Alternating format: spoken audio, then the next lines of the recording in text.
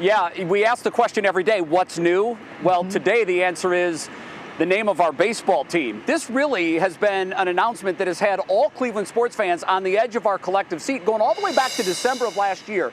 That's when the Indians ownership made the announcement they were indeed in the process of changing the name, and a lot went into that. So, beginning next year, 2020, for the first time since 1915, our baseball team will not be called the Cleveland Indians. They will be called the Cleveland Guardians, and that will start next year, 2022. And as you can see, the two logos, they bear some similarities. First of all, you'll start with the font. You've got the similar angling, the similar font style, and of course the very familiar colors, red, white, and navy, are still very much in this team's tradition. The C logo looks a little different. You can see the new one on the bottom, and then the Guardians logo with the baseball and the wings on the right, much more different than what we're used to. We have team coverage tonight for you with all the angles covered. Mark Namick asks what this means for those rumors that the team is up for sale. More likely to stay here or move? We'll talk about that. Sarah Schuchman is going to answer the questions from a business standpoint. When can fans get all of this new merchandise? Brandon Simmons spoke to Native Americans in our community about how they feel, and January Keaton has reaction from the diehard fans. Do they like this change, or are they against it? But we begin with our Nick Camino. He joins us now from the newsroom. Nick, the team spoke about this change just a couple of hours ago. We heard from Tito, of course, the manager. We heard from the owner of the team, Paul Dolan, and so many others. Take us through what they are saying about this name change tonight. Yeah, absolutely, Jay. I mean, this is what I think Tribe fans, or formerly Tribe fans, wanted to hear, right? We want to hear what the guys that are wearing the uniforms, Terry Francona, the guys in the front office, what are they saying about this name change, and what will they look like? Well, here's a great idea for you, and yes, it's going to look very similar to what we've seen over the last 100 years. I mean, the uniform is going to look very similar, but I think a lot of people were wondering what went into this selection, how was the Guardians, the decision that the team went with, and how does the team feel about it? You know, we've heard from the people on social media. Some people love the new Guardians name. There's some fans that were hoping for something else. But when it's all said and done, I think fans of the club wanted to hear from the club. Manager Terry Francona is one of them. He loves this team. He loves this city and this organization. And it really sounds like he is in full support of the new name and why it was changed. We are trying to be the most respectful we can, and it's not about us, it's about other people, and you have to step outside of your own skin and think about other people that may have different color skin and what they're thinking. And we're trying to be extremely respectful, and I'm really proud of our organization. Well, Jay, I think Terry Francona said it well, and I think in knowing him and knowing how his club respects him, a lot of the guys in that clubhouse are going to have a similar feeling. It's a new chapter, and on top of that, if you start winning some more baseball games and you start playing well, I think even more people will get behind this for sure. Well, look, you win a World Series, and I'm not sure anybody cares what they're called. We've always said this. The most important name of this team is the one worn on the front of their jerseys, and that, of course, is the city of Cleveland. Nick Camino, live from our newsroom this afternoon on What's New. Nick, thank you very much. We'll see you at 6. Now, settling on a new name is only one of the two major challenges that team owner Paul Dolan has been wrestling with over the last really couple of years. The other is where this franchise, now the Guardians beginning next year, will play baseball moving forward. And that's been an issue, Mark Namick, because we know the city's lease is coming up for renewal. There have been talks ongoing that include the state. And I imagine at some point the county and the city will be included as to how the renovations to this stadium will eventually be paid for. Mark, what can you tell us on those discussions and where are they right now? Yeah, so we know the team's been here since 1994. If you remember the slogan, hear the fans roar in 94. The Dolans are only the second family in team to, play here, and they have a big issue ahead of them, and that is a 27-year-old stadium that's coming up with a lease negotiation. And they want not only fixes, the non-sexy stuff that you see behind the scenes, but a reimagined stadium that could cost tens of millions and likely much more. And right now there's not enough money to go around. The money that pays for this right now is the the money on that alcohol and the sin tax on alcohol and cigarettes countywide. So it's going to take a lot. Now, I asked Paul Dolan today at that press conference specifically how negotiations are going. Here's what he had to say. With our lease negotiations, where we were the last time we spoke about it, we're working at it, and we're very optimistic that we'll get something done. I can't speak to a time. I can just say that everyone is working together now to keep the Cleveland Guardians in town for the next century.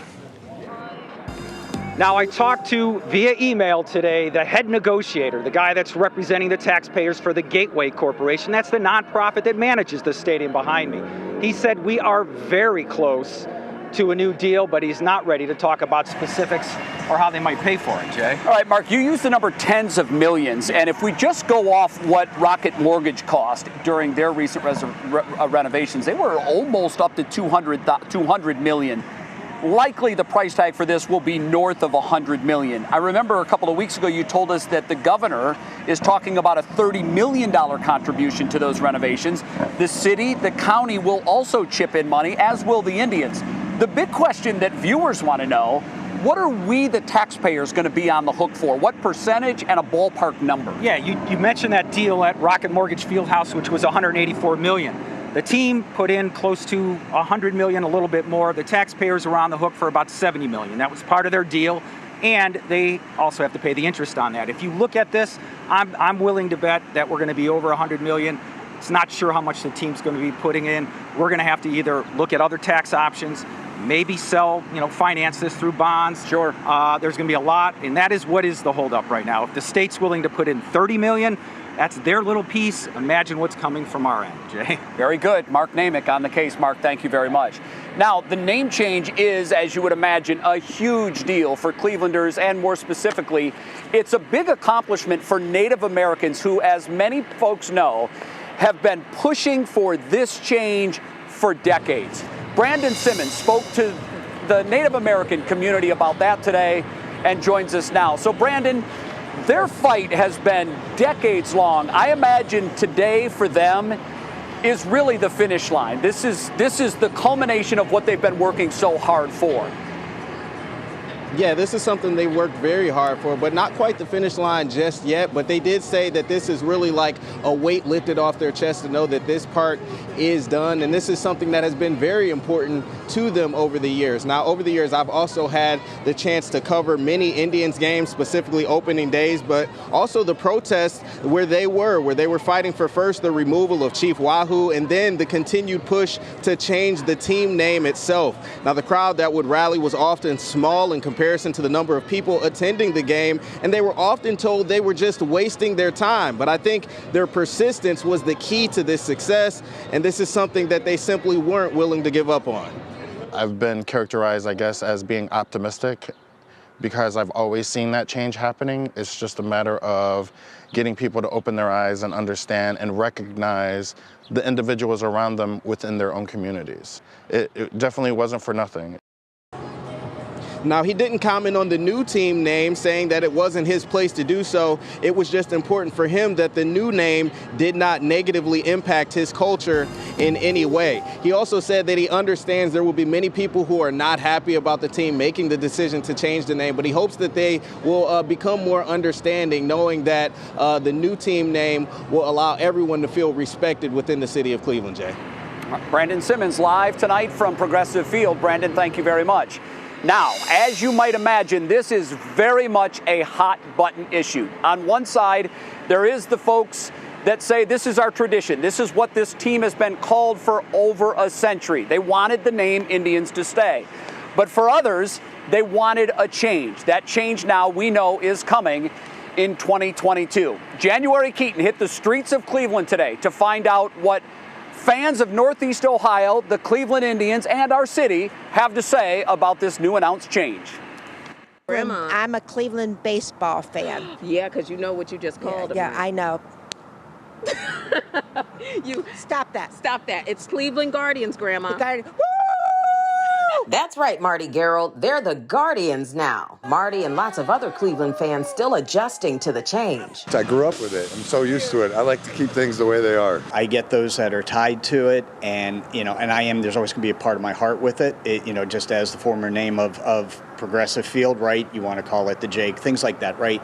In the dictionary, the word guardian means a person who guards, protects, or preserves. Our fan base fiercely protective and loyal, unlike any other. With the heritage here and, Cleveland against the world mentality, it fits. Despite the history tied to the name Indians, Guardians is being applauded by most I talked to today. I think it's awesome. I think it's a great way to pay tribute to the bridge. I love the Guardians of the Bridge, so I thought that was really awesome. Jennifer Andrews works at Lincoln Park Pub in Tremont and took down its Indians memorabilia long before the name change. I took it down. I've just always kind of felt it's a little disrespectful to the heritage of Native Americans. If they kept their name, maybe people would get offended by that are that race of people. Now that our beloved baseball team is the Cleveland Guardians, will Indians be a name hard to give up, like the Jake, the Q, or remember the Convocation Center? Only time will tell. Somebody say go Guardians! Go Guardians! Now, the name, I said the Convocation Center. I know y'all are like, whoa, forgot about that. That used to be the Wolstein, remember? Now, the name change doesn't go into effect until the end of baseball season, so that gives you 3 months to mourn and be sad and say goodbye to the name, the Cleveland Indians, Jay. Yeah, January, there are a lot of folks that still call Progressive Field the Jake. Some habits die hard. Yes, it is. I imagine we'll hear the words Cleveland Indians come out of the mouths of folks for a long time to come. These habits tend to take a long time to change. January Keaton live on What's New January. Thank you very much. Betsy? Well, still ahead for us, going for the gold. Yep, it's still the Olympics going on starting today. We're going to meet the local boxer representing Northeast Ohio. And, of course, we're keeping an eye on our weather locally. If you're going to be having your own Olympics, maybe in your backyard or whatnot, looks like things are going to shape up okay for us as we go through the weekend. Matt? Yeah, 100%. I honestly think, Betsy, we've got a nice weekend for us, but there are some rain chances. We do have to talk about those. There's a front trying to come through, so it's going to try to spark some activity. We'll talk about more timing coming up, but this evening, most of us should be fine. Maybe you're trying to get outdoor dining plans this evening. There have been a couple sprinkles out there. Nothing to really change your plans. I think it's still good to be outside or inside. Temperatures in the 70s. We're mostly cloudy at the moment. More on your forecast and the rain chances for this weekend. That's all coming up. What's New is sponsored by Cleveland Clinic, celebrating 100 years of care.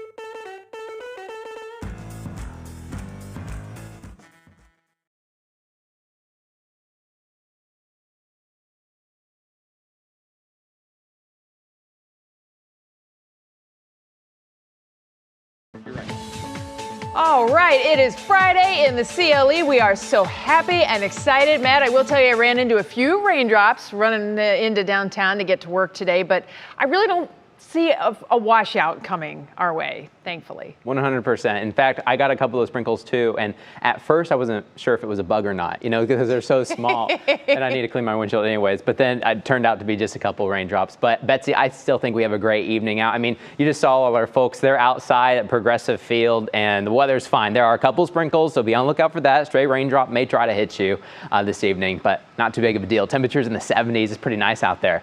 But when we expand the view, we can talk about the big weather maker going into this weekend. There's a cold front towards our north. It's in the northern plains into southern Canada. Now, this thing's going to be slowly approaching northeast Ohio, probably not getting here until Sunday evening. And as it approaches, it's going to spit out a couple showers and maybe a quick thunderstorm too. You can see all the activity as you wind up towards the front, but nothing huge or nothing substantial. As we head towards the weekend, we'll continue to have some of these bands try to push through, but I think there'll be a lot more dry periods rather than rainy periods. And also with this front, there's not a lot of cold air behind it, and that's one reason why it's not able to really move very quickly. So we've got a couple of days of these kind of isolated showers that you can see in northeast Ohio and also towards Michigan and Wisconsin. We'll have a couple of those here and there. Right now, a few sprinkles going on, especially in Medina County, right towards Medina, and then east towards Summit County, Akron, Doylestown, Wadsworth, getting a couple of those light showers too. And then a few more showers trying to head towards the islands right now. But once again, they're just a couple sprinkles. That's pretty much it. I think as we go to the overnight hours, most of us should be mostly dry, but watch out for a stray sprinkle and we'll probably bob them out somewhere in those 60s. So when we look towards the weekend, we'll have these on and off storm chances. Tomorrow, about a 30% chance, and the closer you live to the front, so the farther north you live, I think there's a slightly better chance. And then that front will finally start to swing through on Sunday, and we'll have a slightly higher chance, but otherwise, I still think there's going to be sunshine. We'll have temperatures in the mid-80s. We just got to watch out for a few thunderstorms. Here's a look at our severe zone. So tomorrow specifically, a higher severe threat towards the north and west. We're under a level 1 threat, basically from about the Turnpike and then towards the north. And then as we press towards Sunday, those chances start to move farther south as that front finally starts to push through. We still have a level 1 from the Turnpike south. So watch out for some scattered showers and thunderstorms this weekend, but there'll be a lot of dry periods in between. Here's your National Zymar hour-by-hour forecast. Notice not a lot of green as you head into tomorrow morning. There could be a couple showers and maybe a quick pop-up throughout the afternoon. Maybe a better chance going in on Sunday. But like Betsy said, it's just not going to be a washout. I think it's going to be a nice weekend as well. Mid-80s expected. That front finally swings through and we get rid of those rain chances temporarily. Betsy, looks like by Monday we should start to get a little bit more sunshine in here and then a big warm-up going in mid next week. But otherwise, this weekend's not a loss, but do look out for a quick shower or thunderstorm. Little something for everybody. And they got the cool weather now. The heat is coming back. That's right. A little rain for the lawn. All right. Thanks a lot, Matt. We'll check in with you again in a half hour. Next up for us, though, we are talking Olympics. From Cleveland to Tokyo, we'll introduce you to the local athlete who says he's going to bring home gold. We'll be right back.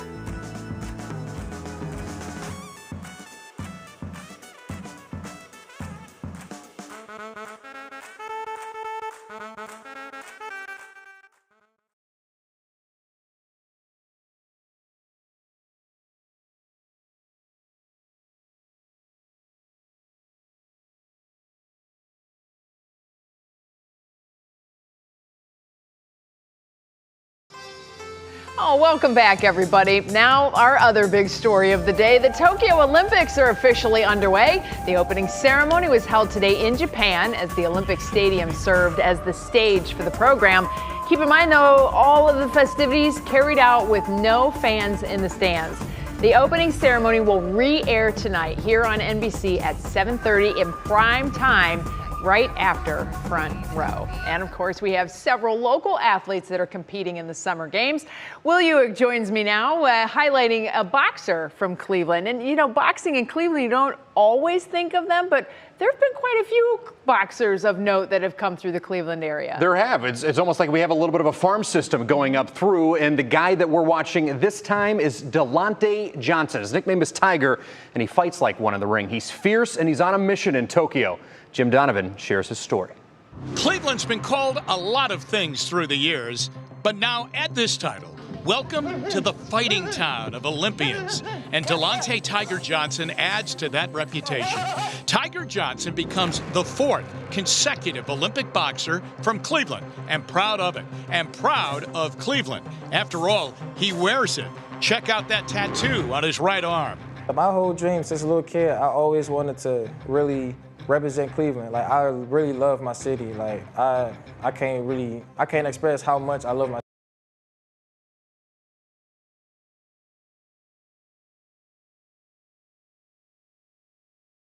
Do not adjust your sets. No, yeah, we apologize for that. Tiger is going to fight tomorrow around 6:30 a.m. local time, Betsy. And, you know, we didn't get into this, but this was a guy that 7 years old was thrown in the ring by his father. He was trying to like keep up with the older kids on the bus, and he got in some fights, and his dad said, let's do something positive. Funnel that energy, with that. son. 7 years old, I mean, I'm it. still trying to, you know, pick out G.I. Joes. This guy's in the ring. I don't understand, but he's got a fighting mentality, and he's ready to really represent Cleveland, and he's serious about taking home the gold. And talking about that farm system, you were just talking about Charles Conwell in Rio. Yeah. So he is the 4th one in a row that we've had from Cleveland as a boxer that's trying to, you know, 4th one that's Tiger made is the the team. 4th one. Tiger's the 4th here. Charles Conwell was in Rio. It dates back. But the last time we had a gold medalist boxer from Cleveland was 1950s. So this is a 70-year drought that Tiger's trying to end for Cleveland. Yeah. And he starts it at 6:38 tomorrow morning. If you're up, you know, having your cup of coffee, you can watch it on the stream. And of course, we're going to be cheering him on. Best of luck to Tiger. We're going to be pulling for him. He's got Cleveland tattooed on his arm. Bless so his the best heart. we can do is cheer him on We'll here. be looking for that for sure. And back in the 50s, I think it was Pete Rademacher. I think that's his name. He's from Medina. And he carried around. I saw him at events in Medina, and he carried his gold medal with him. Yeah. And his hands were just huge, big, gentle giant. I'm pretty sure it was Nate Rademacher. Brooks. I could be wrong with the last one to win the gold. Now, Pete may have won a medal. Right. But the last one to win gold in boxing for Cleveland, I think, was Nate Brooks back Nate in Brooks. 52. Okay. All right. Don't quote me on it. Right, I know it's hard when we have so many different events that we're following and athletes that we're following. We have a We're trying to lot of keep that athletes history straight. going on here locally, so we'll be following them all throughout the Olympic period here. So excited about that for sure. Well, Tiger is one of a handful of athletes that Channel 3 will be following on their quest for gold. Join Nick Camino tomorrow at 7 for the Olympic Zone. Obviously, he's going to have a lot to talk about as we get you set for NBC's prime time coverage. But for now, let's send it back out to the ballpark with Jay, who has a look at the second half hour of What's New. There's a lot that's new today, Jay. Yeah, new name for our baseball team, the Guardians. And when What's New comes back in the second half hour, we're going to take a look at the business of a name change. It's not quite as simple as you might think. There's trademark issues. And remember, the current Indians garb is now a collector's item. So I'm sure that stuff will be flying off the shelves because soon that will be unavailable. We'll tell you when the Guardians merchandise will be on the market and how you can get it. Sarah Shookman joins me for that discussion when What's New comes right back. Stay with us.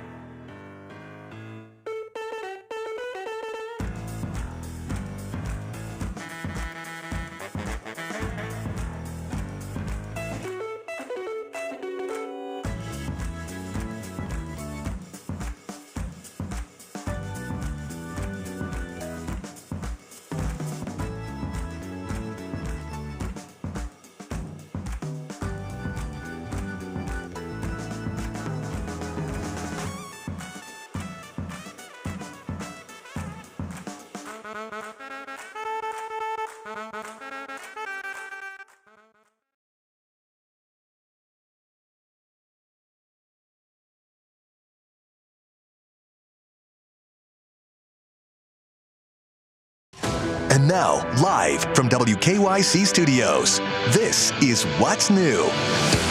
This is the city we love and the game we believe in. And together, we are all Cleveland Guardians.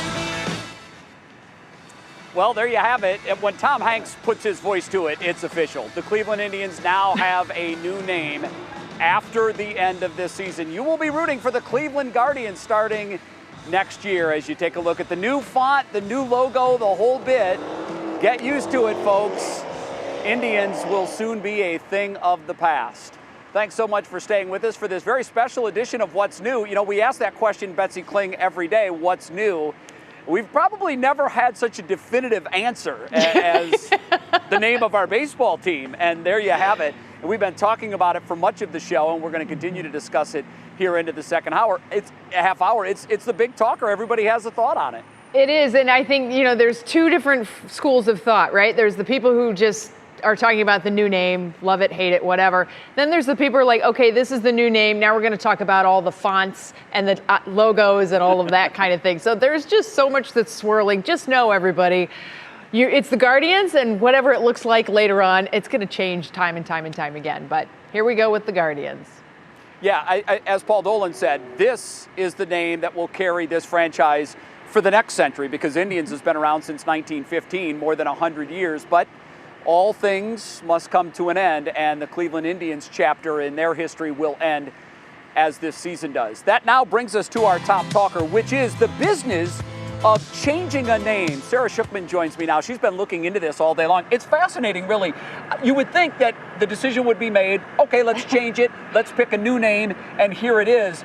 But boy, there's a lot that goes into this, particularly when it comes to trademarking and everything else. We've been trying to learn a little bit about that timeline today, Jay, because of course we knew for some time, since about December, that this name change was coming. But I don't think we really knew until at least maybe yesterday we started to get this idea of how soon this new name would be here. Well, Cleveland Guardians, it still feels a little weird, right? Oh, absolutely, sure. Coming off the tongue, but the city and the team are quite confident that Cleveland is going to embrace this new identity.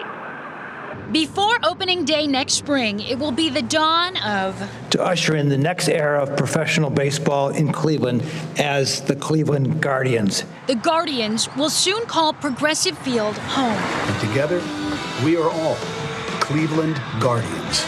The club says this name came from fans. They surveyed 40,000 fans, 140 hours of interviews, generating more than 1,000 potential team names. From that process, key themes emerged: a name that would connect to Cleveland, honor its history, and unite the community. Those who are ready to say goodbye to the Indians' name, and those who are not. Those memories do not diminish with a new name.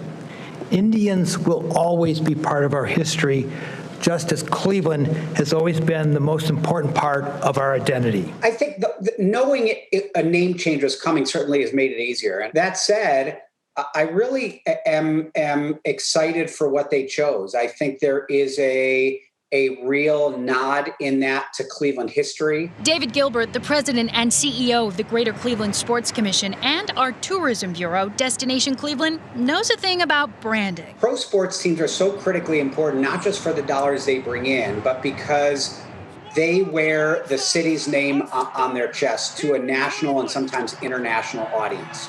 And that can't be taken lightly. On their chests and all around the ballpark, there's a lot to change over. So from an inventory standpoint, what's out there and the literally thousands of things that we will need to convert, we've done that work internally to make sure we're prepared for the day after the last out. We will literally begin that process of converting things over in the ballpark. The team will try to get as much of that work in before winter hits, while taking its first swing now, testing out T-shirts and other merchandise. And that's work that has started. It's in process right now.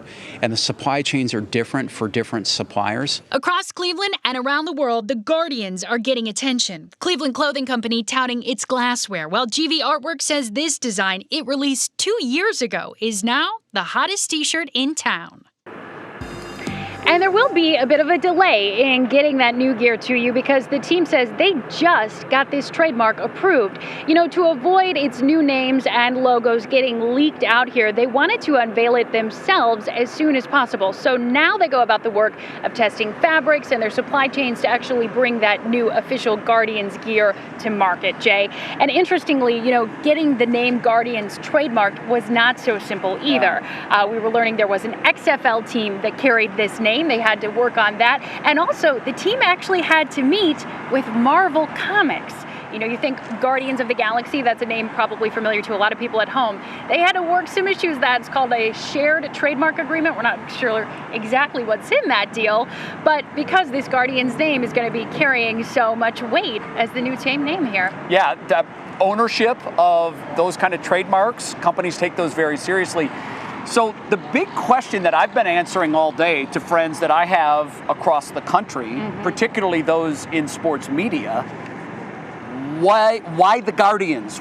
We don't get it. What's the tie? So I imagine for the next several years, Guardians fans will have to explain to their friends across the country why we're no longer the Indians and we're now the Guardians. And I think you'll see more imagery than you just saw today that ties into the Guardians of Traffic, who of course are right behind our cameraman Craig here. We're looking them right in the face. Yeah. You know, I think you'll see that become part of what the Indians share time and time again to really drive home the Cleveland connection to that name. Yeah, I think today it really became official. Like I knew, we all knew it was coming, but when we heard the name, there was a finality to that. Like, okay, this is it. We're moving forward as the Guardians. Sarah Schiffman, thank you. Can you believe it's the fifth team name in history? Well, the Indians obviously lasted the longest. Yeah. We'll see how long the Guardians stick around. Sarah, thank you very much. So, Betsy, there you have it, but there's still so much more to talk about when it comes to this name change. A lot of the fan reaction is mixed on this. We're going to weigh that fan reaction. We'll do that, of course, coming up in Clicking in Cleveland. But for now, let's send it back to the studio and you over there when you can talk about the other big stories of the day. Yes, there is other news. There is a lot of other news that's happening today. We take you now to 3 things you need to know at 5:35. New developments with COVID-19. States nationwide continue seeing an uptick in cases thanks to the Delta variant. The big hotspot is Texas, another is Alabama and Massachusetts and Missouri, where nearly 3,000 cases were reported just yesterday. The White House announced today it's not ready for a mask mandate. It's trying to urge getting those vaccinations. And Pfizer and BioNTech say the U.S. government has purchased an additional 200 million doses of their COVID-19 vaccine, bringing the total number of vaccine doses supplied to the country to 500 million. The companies expect to deliver 110 million of the additional doses by the end of the year. And the Olympics, they're officially underway, kicking off with the opening ceremony that you can catch tonight, again, here on 3. From the opening ceremony with Team USA leading the way, well, we have a live report from Tokyo coming up at 5:55 with more. So make sure you stay tuned for that. So much to come in the next 2 weeks. Well, next for us here on What's New, what former President Trump and the White House are saying about the Cleveland baseball team's renaming. Plus, taking her fans home, how Billie Eilish is bringing people from all over the world to her hometown. We'll have details on that ahead in Pop Break. We're also going to get another check of what's happening as far as the forecast goes. Matt Standridge is in-house to help us out with that. Hey, Chief, it's good to see you. Another weekend's here, right? We cherish our summer weekends, and you're looking live right now in downtown with our CSU cam. It's still some high-level clouds, but they're breaking a little bit. Get some patches of sun out there. Temperatures in the 70s. There's a cold front on the way, and it's going to start bringing us a few scattered showers and thunderstorms. We're going to try to temp out your weekend. That's all coming up.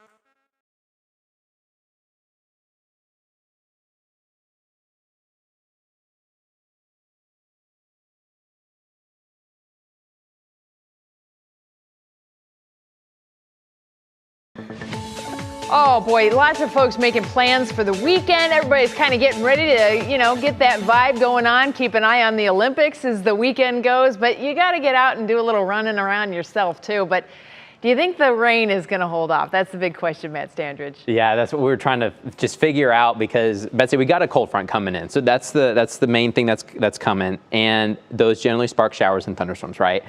Well, we're trying to figure out the timing, of course, so we're going to break that down for you. But as this cold front slowly approaches northeast Ohio, there will be that chance for an isolated shower. In fact, we've got a couple sprinkles out there this evening.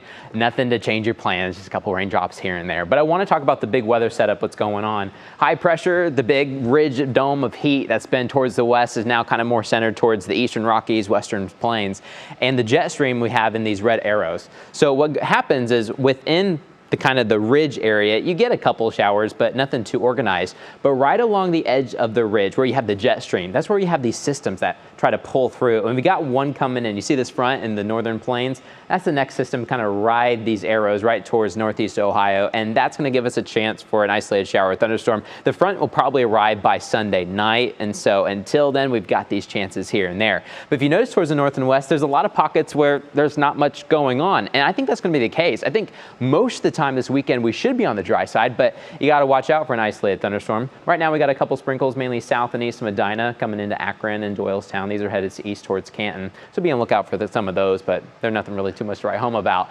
This weekend though, here's the rain timeline. So we got a couple bumps, right? Let's start on the left-hand side of your screen. You got Saturday. So tomorrow morning there could be a stray shower, but notice these chances were kind of low. Throughout the afternoon, I think things actually weaken a little bit in terms of those chances. And then I think the best chance this weekend to actually get a shower or thunderstorm will be late Saturday night into early Sunday morning. So Sunday morning, we may wake up with a couple rumbles. We'll have more data coming in for the next several hours. We'll keep you posted on that. And then by Sunday afternoon, there's still a slight chance, but I still think there's several chances to get outside. Here's your poolcast for tomorrow. Temperatures will be in the mid 80s. There will be a chance for an isolated pop-up, but I think lots of times we'll have some sunshine, and I think overall it's going to be a pretty nice weekend for us. Here's your Union Home Mortgage 7-day outlook. Betsy, we're going to stay in the mid 80s. I think this weekend, that warmth, that humidity, it's back. But watch out for a few possible showers and thunderstorms. There is a level 1 severe threat, and mainly that's for some of these storms that could have some wind actually with them as they try to push through. But they're going to be, I think, overall kind of few and far between with a couple cells in here and there. And then as you get towards Sunday night, Betsy, that front finally swings through. And we'll take a break for the storm activity. But overall, not a washout. I think still decent weekends in store for us. That's right. Timing is everything. Just keep those indoor plans handy just in case. All right. Thanks, Matt. There it is. It's time for your pop break now. Here's Kiera Cotton with news from the entertainment world that's getting buzz today. Morgan Wallen is speaking out for the first time in a TV interview since he was caught on camera using a racial slur. The 28-year-old sat down with Michael Strahan and discussed the consequences that he's faced, what he's done since the footage was released, his understanding of the word, and what his plans are for the future. In our minds, it's playful. I don't know if that sounds ignorant, but that's really where it came from, and it's wrong. Waylon has issued multiple apologies following the incident. Billie Eilish is gifting her fans an intimate concert film, Happier Than Ever. A love letter to Los Angeles will feature performances from the Grammy-winning artist of all 16 tracks from the album. They'll be in sequential order for the first and only time. The concert will also include animated elements and a dreamlike view of Eilish's hometown of LA. Happier Than Ever, a love letter to Los Angeles will hit Disney Plus Friday, September 3rd. Comedian and actor Kevin Hart wants no parts of going to space. In the latest episode of his XM radio show, the 42-year-old revealed that he had been offered an opportunity to make the trip. I was offered a seat on a shuttle to space, and the offer came within wanting to document a celebrity's experience. Hart didn't reveal who was behind the project, but for him, the cons outweigh the pros. He explained that at his age and with his kids being so young, it wasn't worth the risk for him right now. At this point, when you got these little ones I can't fuck around with space at this point. While Hart is set on staying earthbound for now, he didn't rule it out for the future.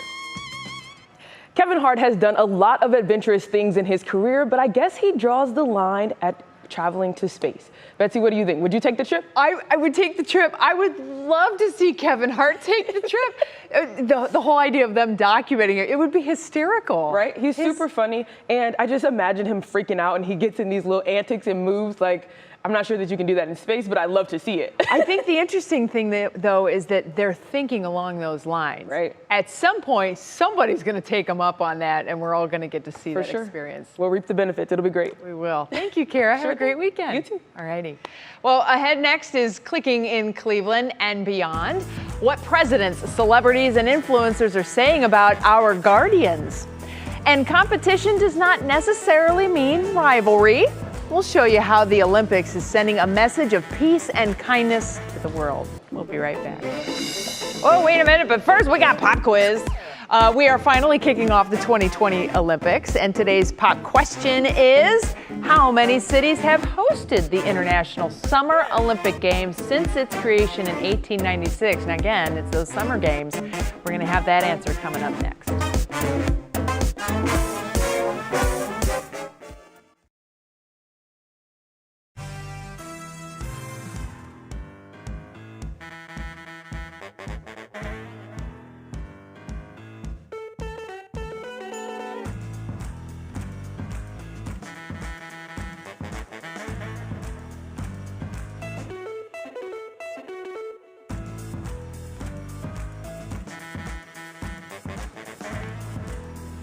Okay.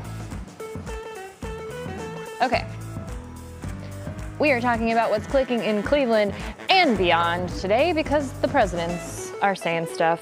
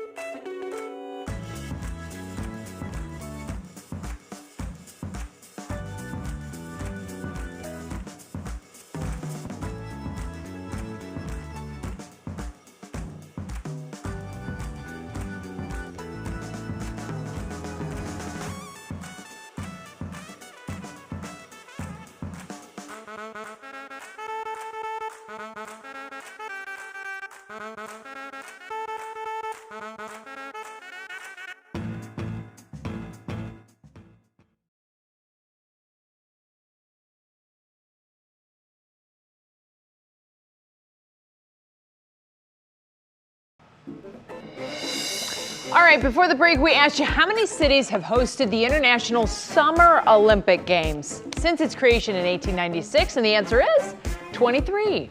Paris will be the next one in 2024, and then the U.S. in 2028. That is expected to be celebrated in Los Angeles. All right, now it's time to see what's clicking in Cleveland. Yeah, and for that, we bring in our digital anchor, Stephanie Haney. And Stephanie, it's not hard to figure out what people are talking about in Cleveland today. Nope. If you're a betting person, today's the day. You know, the Cleveland Guardians name change, though, is not just clicking in Cleveland. It is a topic of conversation at the White House. Press Secretary Jen Psaki said this about President Joe Biden's take on it today. We certainly support their change of name. We may be on the other side of the president, former president, on that front, I would guess. I haven't seen his tweet or however he's communicating these days. And she is right about that last part. In a statement released today that was emailed here, former President Donald Trump said he couldn't believe this was happening and that the name change is due to, quote, a small group of people forcing change to destroy our culture and heritage. That is one perspective there. But it's not just presidents weighing in on the change. Other politicians are giving their 2 cents. Even in Minnesota, the lieutenant governor is thanking the people who advocated for the new name for years, using the hashtag #NotYourMascot. And our lieutenant governor, John Husted, here in Ohio, praised the announcement video from Cleveland's baseball team, saying it's about the heart and soul of what it means to be Cleveland. Our U.S. Senator Sherrod Brown quoted Tom Hanks in the video, saying, "We hold tight to our roots and set our sights on tomorrow." And Cleveland Mayor Frank Jackson congratulated the Guardians on listening to the community, calling the new name significant in Cleveland. And a few of our favorite celebrities, of course, are also chiming in. You know the Today Show Al Roker. He calls Cleveland his second home. He tweeted he could not be prouder of his second city, and he can't wait to get that merch. And How I Met Your Mother creator Carter Bays had this interesting take, that the old name is cursed, and the Guardians will win a World Series in the next 5 years. Think we would all love that, right? He's called the new logo Rocket Sauce A+, and for his last word on it, he said naming the sports team after a work of art is a win for art. And of course, that's a beautiful photo there. And Jay, to your point earlier about people wanting to talk about this, that was a comment we saw from some viewers that we're going to have to explain this in the future. But I'm going to say, I think that's an interesting talking point. Talk about a conversation starter if you're on the road at a game, easy to chat people up with that one. Absolutely. I think it's cool. By the way, we haven't really talked about the history of a Major League Baseball team changing its name. As you might expect, it is extremely rare, especially in the last half century plus. The last team to do it is actually the team that is in Progressive Field tonight to play the Cleveland now Indians, soon to be Guardians. They, when they were devised in 1998, were called the Tampa Bay Devil Rays. Sometime later, the owner decided he didn't like the word devil in his name, so he dropped it, and since they have been known as the Tampa Bay Rays. Probably not quite as, significant a name change as Cleveland's, but boy, you can imagine the money that has to go into rebranding everything. I mean, they even have pencils that have the logo and, geez, the toilet paper, everything. Oh, so yeah. They got a lot of work to do over there. All right, Steph, thanks a lot. Hey, we also want to share some news from our 3 News family. One of our own, Lindsey Buckingham. She got married to her now husband, Dave, yesterday. Lindsey and Dave got engaged pre-pandemic. They finally got to tie the knot among their family right on Lake Erie yesterday. Look at how gorgeous she is. Our own Channel 3 photographers were there to get the whole thing on film, as well as our, the families, and I'm sure you can see it on social media. Just so beautiful. Our biggest congrats to both of you, Dave and Lindsey. Can't wait for you to get back from your honeymoon. You won't see her on Go tomorrow, obviously, as they are taking off. So that's so exciting for their family. So sweet. Well, next for us here on What's New, working together for world peace. The emotional message from Tokyo to the world. And we're going to go live to Japan, where day 1 of the Olympics was a total success. Day 2 is getting set to begin. And then coming up on What Matters Most at 6, the fun and excitement continues straight from Progressive Field on What Matters Most. We'll be right back.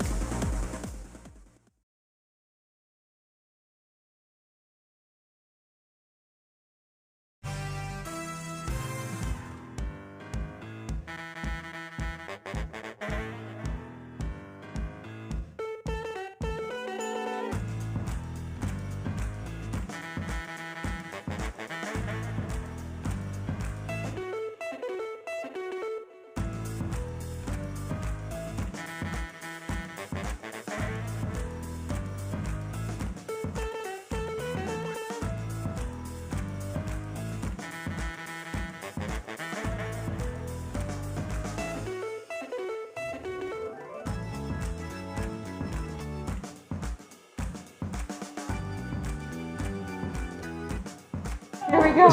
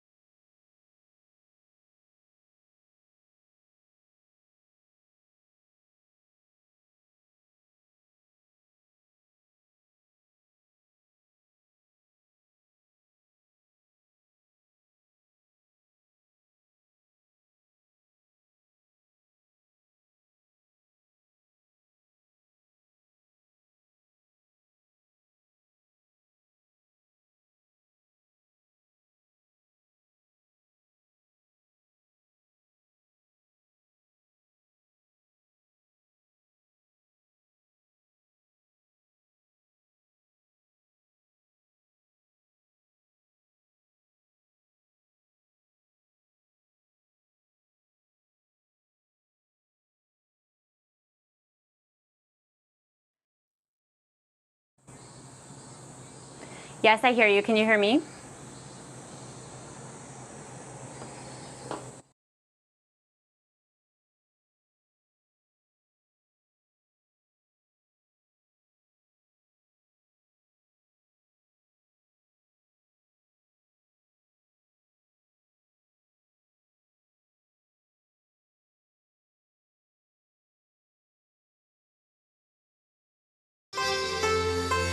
Oh, the Olympics are officially underway now, kicking off with the opening ceremony that, of course, you will be able to catch full tonight right here on 3. NBC's Liz McLaughlin is in Tokyo with the latest on that. Liz, it's got to be buzzing there in that city as folks are getting ready for day one of real full competition. Absolutely, Betsy. The excitement, the anticipation, this is the culmination of it all. While fewer than 1,000 spectators were actually able to see the pageantry of that opening ceremony in person, athletes and those watching from home are finally able to see, after a year delay, the beginning of the world's biggest sporting event. United States of America. Team USA together at last. A force to be reckoned with at 613 strong. Second largest Olympic team in U.S. history. First Lady Jill Biden was one of the few to witness the opening ceremony in person, as flag bearers Eddie Alvarez and Sue Bird led the U.S. in the Parade of Nations. And tennis star Naomi Osaka lit the Olympic cauldron in her home country. Outside of the stadium, coronavirus concerns still hover over the event. Some Japanese citizens gathering to protest the Olympics as cases continue to rise in Tokyo. But members of the U.S. Olympic and Paralympic Committee say the decision to hold the Games was the right one. I think the health and safety measures that have been implemented are exceptional, and I'm very confident that we can have a safe and successful Games. Now U.S. athletes are aiming for gold, showing strong Friday in archery and rowing preliminary events. Followed by Kara Kohler of the United States. Kara Kohler advancing in single sculls. A little surreal, like having to remind myself, wow, I'm at the Olympic Games finally. The opportunity may be even sweeter when you've had to wait for it. And I'm sporting some Ralph Lauren today. That's the official outfitter of Team USA, and what the designer for those opening ceremonies that you saw the athletes wearing. The flag bearers had a special white denim jacket from Ralph Lauren that had really cool technology built inside. Literally cool mini air conditioning units were built into those jackets. That's just a prototype, So unfortunately, I wasn't able to grab one. I'm out here sweating in a regular polo. That's the latest from Tokyo. I'm Liz McLaughlin. Betsy? It doesn't matter the brand, just rock the red, white, and blue. We're happy with that, certainly. All right, thanks so much, Liz. Well, today's show is Something Good comes from Tokyo, kind of. It's an animated film that's called Tomorrow's Leaves and was released today, celebrating Olympic values. 5 kids from diverse lands each have their own strengths and weaknesses, and they travel to a distant land to overcome physical challenges by working together to find the source of the message and restore peace in the world. What a sweet thing. So cute. Well, that does it for us for this week of What's New. We are ready to get our What's New fam back together on Monday when we pick it up again. But for now, What Matters Most with Russ and Laura begins. We are excited to usher in the next era of professional baseball in Cleveland as the Cleveland Guardians. Now at 6, it's official. We are the Cleveland Guardians. We're trying to be the best Cleveland organization we can be and be united for everybody. We have all the inside details on the name change, from how this name was chosen to the timing of the announcement to when you can buy new Guardian merchandise. Plus, we'll talk to local Native American groups who've been waiting for this day for years. And we take to the streets of Cleveland to hear what you, the fans, are saying tonight. Being from here, blue-collar worker, Guardian, I can live with it. From the WKYC studios, this is What Matters Most. Good evening, and thanks for joining us tonight. I'm Russ Mitchell. And I'm Laura Queso. It is a big day here in Cleveland as our Major League Baseball team now has a brand new name. It is also the official start of the Olympics in Tokyo. We'll have the latest on the Summer Games in just a few moments. But we begin with team coverage of the new Cleveland Guardians. Mark Namick, Sarah Shookman, Brandon Simmons, and January Keaton have been covering all the angles all day long. But we begin our coverage tonight with Nick Camino. He has team reaction. What a busy day, right? There is a lot going on. And I think this is what a lot of fans are interested in, right? What's the team reaction? What are the players saying? What's manager Terry Francona saying? We've known this was coming, but when the announcement came down, what were these guys feeling? These are the guys that are going to be wearing the uniforms. These are the guys that are going to be wearing the new name. And as you can see, these are the pictures that the club released today. And it is a very similar look. I mean, you've got the same colors, red, white, and blue. In terms of the look, it feels like a seamless transition. It's going to take some getting used to. We know all that. There's probably people that are upset, but you always have that with change. That happens. And as manager Terry Francona told us a little bit ago on a Zoom call, it not only felt like the right time to do this, it felt like the right direction to go for multiple reasons. We're trying to be respectful and trying to be unifying. And change is not always easy. I get it. It doesn't happen overnight. But I'm really proud of the leadership that our guys have taken. You know, in getting to know Terry Francona over the last few years, if his ball club is going to listen to him, which they have done very well over the last few years, I think the team is going to reflect his opinion on it, you know, and I think a lot of people are going to eventually come around to this. Like we said, change, you know, it's different for some people, some people love, but I think for the most part, the Indians did a great job with this. We're still going to call them the Indians for the rest of this season, and then in 2022, it'll take place. But this really seems like a nice transition, the right time to do it. And I think people are going to get excited about this. It's going to be interesting, certainly. Nick, it's a slow day in sports, I'm sure, but we will see you later. We will be busy. You got it. Yep, absolutely. Nick, thanks. Yep. Well, settling on a new name is only one of two major challenges team owner Paul Dolan has been wrestling with. The other is where the now Guardians will keep playing baseball. Our Mark Namick explains. A big step in the team's future complete. This has been an issue for a long, long time, and it's an issue that was not going to go away.